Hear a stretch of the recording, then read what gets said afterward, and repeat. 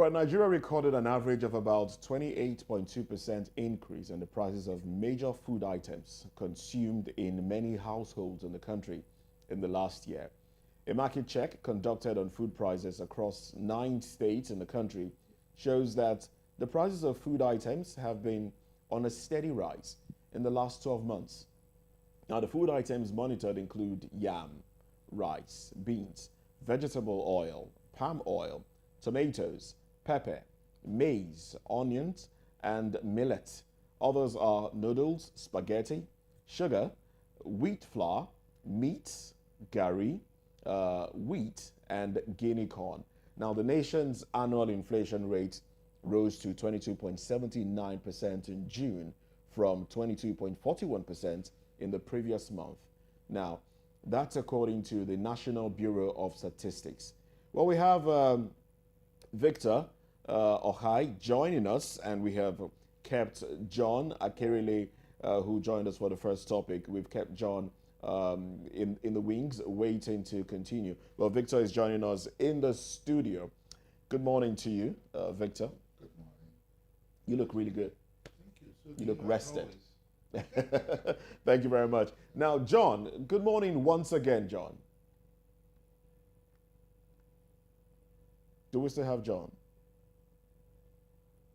Well, John Akerile joined us virtually, and we do hope we will be able to reconnect with him. All right. Probably gone to the Jones.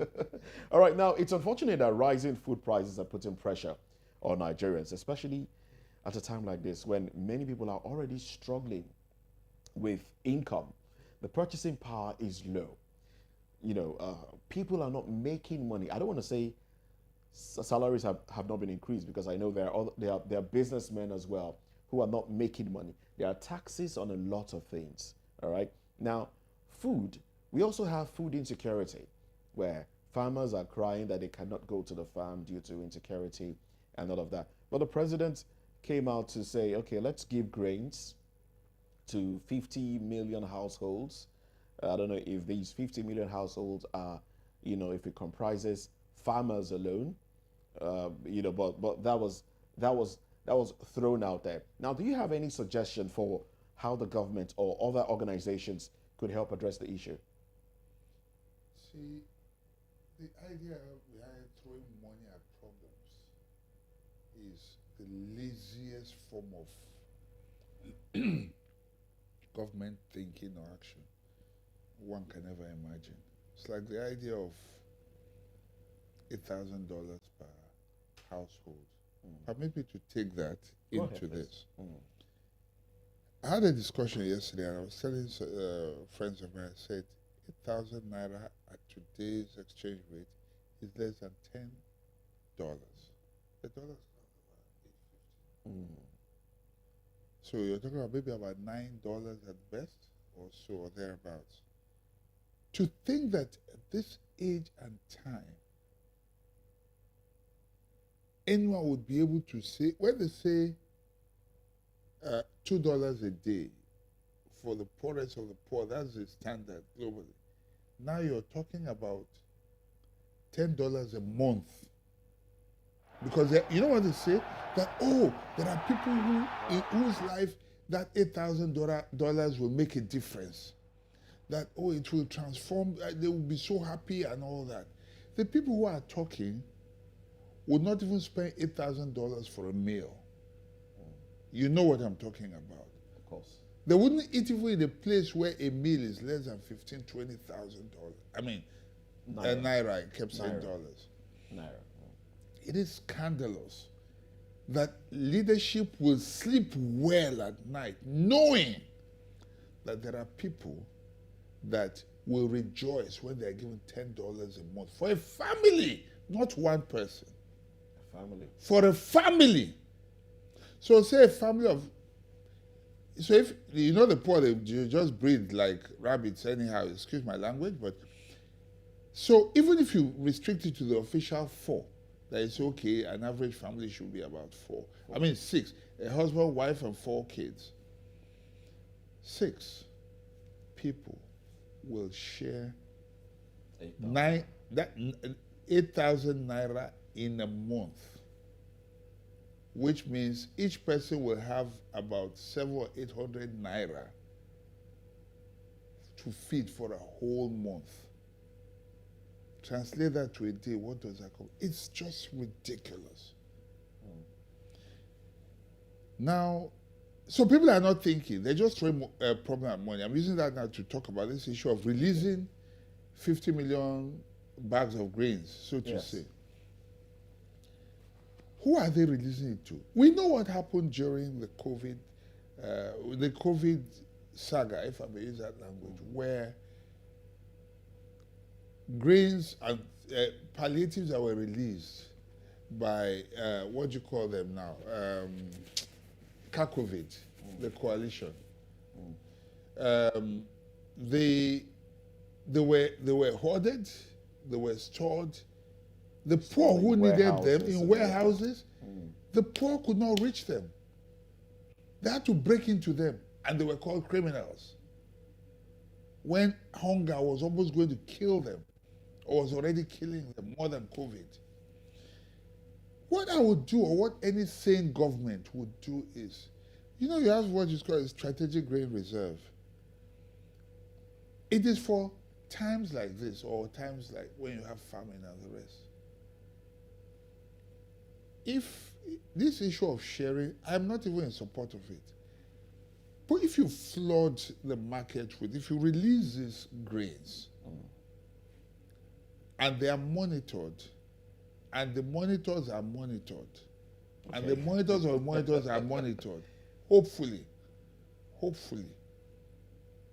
these things will crash down prices because they would have been flooded. There will be, you know about a lot of demand and supply. But it will take a lot of monitoring process for it to be done. Not even necessarily. If people know that it's going to be there, if you just put it out there, then people who are, you cannot buy more than one bag. Or you can sell it in moodus or whatever. Not in bags. So that people can actually go there and buy it cheaper.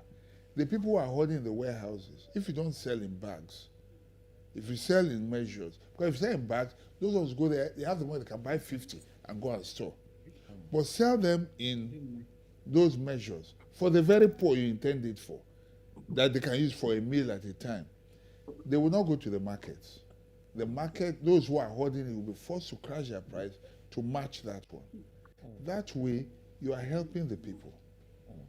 The issue of distribution, it will still end up with a few. It will not get into the hands of the poor.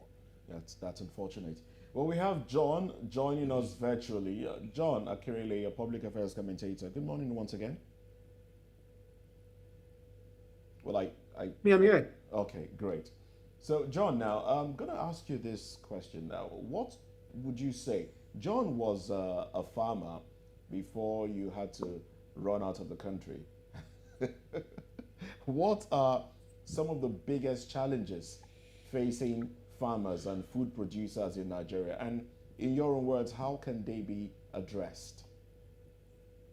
I think for me, a state of emergency should be declared in the agricultural sector. The state of emergency has been declared. Identify the farmers. That's the first thing. It has identify who are the real farmers according to their geographical locations. You know, it's such an appalling situation where we look at the chunk of money that have been expended in the agricultural sector, and when you look at the food production, they don't even match. They don't match up.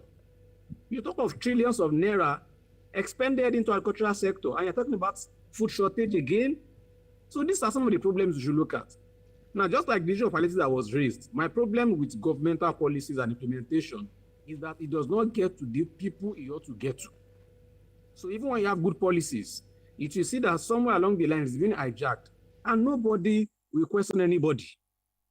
The case of the person who aboard the palliatives and said she was going to share is an honorable in Lagos House of Assembly. Nothing has happened to that person till now as I'm speaking to you.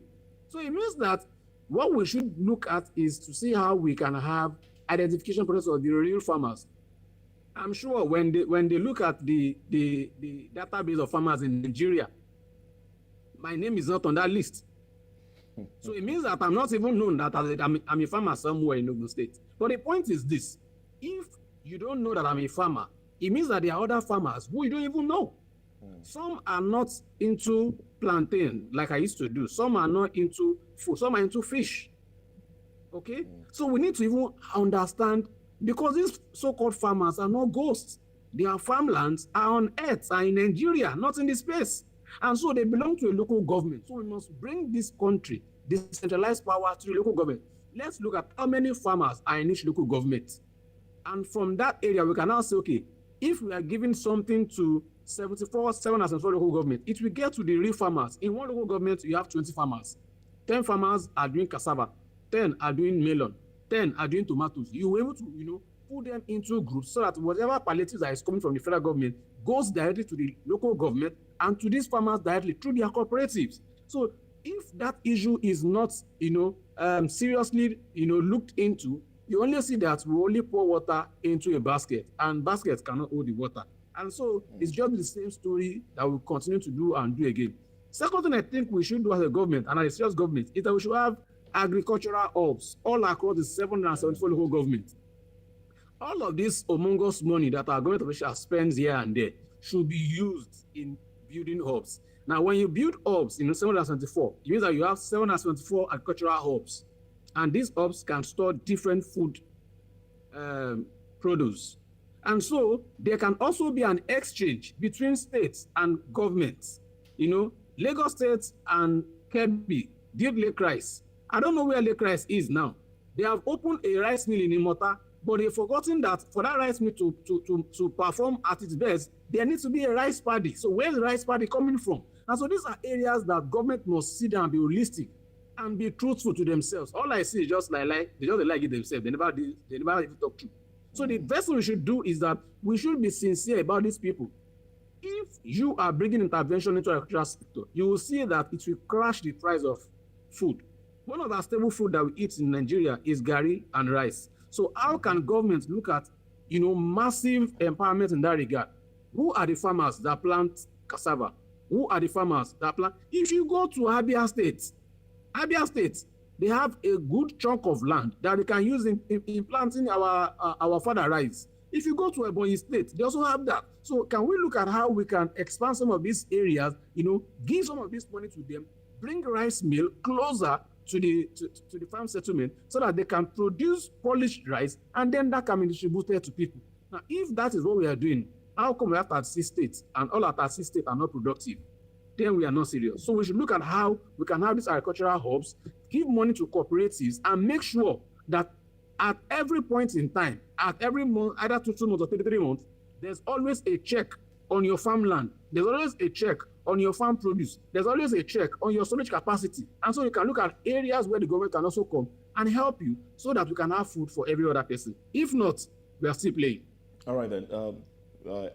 I noticed that at some point in his analysis, you nodded, like you were nodding in agreement. Of course. So tell me your thoughts now. See, the idea behind agricultural hubs, I agree very, very well. Okay. Nigeria has been mapped in the sense that we know what crops are peculiar, what areas have competitive advantage, or if you like, advantages in producing what crops. So we know that. I mean, this is what government knows. And so the thing to do, as rightly said, is see how you can strengthen local farmers and cooperatives in this area. America subsidizes farmers. If you look at Maslow's hierarchy of needs, at the top is food, food security. That's the number one thing. If people eat, they eat first before they think about shelter. A hungry man is not, he can live on the street. If you are hungry, I mean, you are finished. You understand what I'm saying? It's when you have eaten, you are alive, that you can start talking about houses, talking about clothes, talking about comfort and all other things. So food should be prioritized. Now, this just came to me as he was talking, and I think that we should even be thinking strategically about what we want to promote. we keep talking rice. It's all well and good.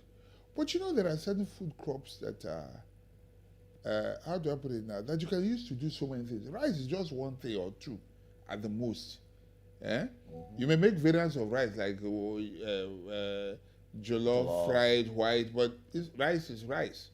Okay, and then maybe in the north you do chori shinkafa, which is what you call swallow, you know, but it's not every rice you can use for that. There's a special rice for it. Not every rice can do that. So, but you have something like beans, for instance. You can make momo out of it. You can make akara from it. You can do regular beans from it. You can make gbegiri from it. There's so many things you can do. And we have many varieties of beans. We can begin to think strategically. Yam is, we call it the king of crops. Cassava, if we're not careful, we may not have for Gary anymore unless we're deliberate, because the Chinese are exporting it to use to do so many things. It's a very versatile product. Can we take advantage of that? Can we subsidize those farmers, find a way to make sure that we empower them so that they can produce? Are there incentives? The extension workers that we're supposed to be having, are we bringing in tractors to make sure that we can mechanize? I think we should be very strategic about this. I was just going to ask you about technology now, the role that technology can play in addressing the insecurity of food in Nigeria. See, in the north, some farmers are very aware. I've seen this, what's it called now? Okay, the name is escaping me. It's coming and going, but I will describe it. Okay. Where you use water to... Irrigation? No. Like for feeding cattle and all that, you just use water. You don't even need soil. Okay. You put water, you put the plants. It's there in my head. I'm sure he would remember and tell me that as soon as it comes back on. You know, you put water. In a few days, you're able to raise, what do you call Plants. it now? Grass to feed your cattle. Okay. Yeah? But that's not just it. You can use it to grow tomato. You can use it to grow pepper and all that. This is education that I can give to people in their homes. You see this wall behind this wall you have here. You can grow sufficient tomato to last you the year if you just take advantage of this wall here and put those things, even indoors. Just water. You know, you use water, maybe small chemicals and all that you do, and they grow very well. It's just, we can create this education, encourage people. Farming is the only business, according to our constitution or the government policy or whatever, that civil servants can engage in, and they will not say you are doing PP or you're doing something else. But what are we doing to encourage even the civil servants to go into farming? You understand what I'm saying? There's a lot. It's just incentivizing them and being deliberate about this. If we take care of food, believe me, most other things will be taken care of, because we'll be sufficient and we'll then have enough to be able to export. Benue State has the same land area. I did this survey some time ago. Or the same land about population, with the Gambia. Okay. Benue produces even more food than the Gambia, which means Benue itself, apart from tourism, what else does the Gambia have? Benue can be a nation on its own. This issue of states standing on their own. But there is massive insecurity in that part of the country. That in itself is hampering the production of food. It is a huge problem right now, probably the main reason why we have food shortage right now. But what are we doing about it? If it is terrible there, shouldn't that open opportunities down south? Why we try to fight the insecurity there? Here we're just looking at being doctors, lawyers, engineers, and all that. We're leaving the farm. You know, when John was talking about the 774 local government areas, I mean, Koshofe local government, Magodo, and I was wondering, I said, so what food can you get from, what will Koshofe contribute to the national port? Because the whole place is concrete. It's concrete jungle. You understand what I'm saying? But again, that's not to negate the fact that there are still things. One thing is clear: if you can't produce, you can process. Like you rightly pointed out, we can. I mean, what do you call them now?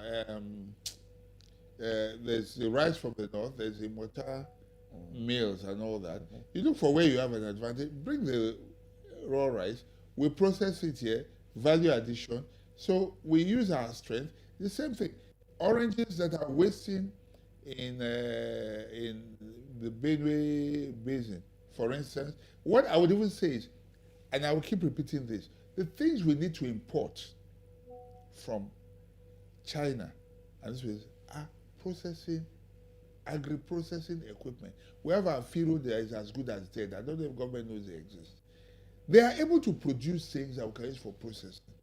And we're encouraging them, because if you take something for juicing, for instance, and take it to close to the farm, like in Benue, most of the fruits that are produced, almost 80% of them are wasted before they get to the final, before they go to the market. So they could be squeezed and then stored, preserved. Stored, preserved, and then sold when it is profitable for the farmer. The farmers are producing and losing on a constant basis because the government is not helping them. There's no proper policy in place. We're all chasing oil money. All right, then, John, let me come back to you now. Let's look at becoming more self-sufficient in food production. I know we've chimed in on this before, but I mean, it's something that we cannot exhaust. So, John, as a player in the field, tell me more about how Nigeria can become more self-sufficient in food production and the steps that should be taken. I think the first step is the political will of our leaders. Each and every governor of the states in the country must be intentional, and be seen that they are truly committed, to food security in their states. And that is when all of them can go back and look at what their states have in terms of agricultural produce. While I was growing up, I used to know that there's a granite pyramid. And I don't think I've seen any granite pyramid in the past 20 years. So I think we should go back and resuscitate all of our agricultural produce that we have and that we can use as exchange. So if each and every state is a state that is producing, some states can be processing hog. And a state like Lagos share boundary with Ogun State.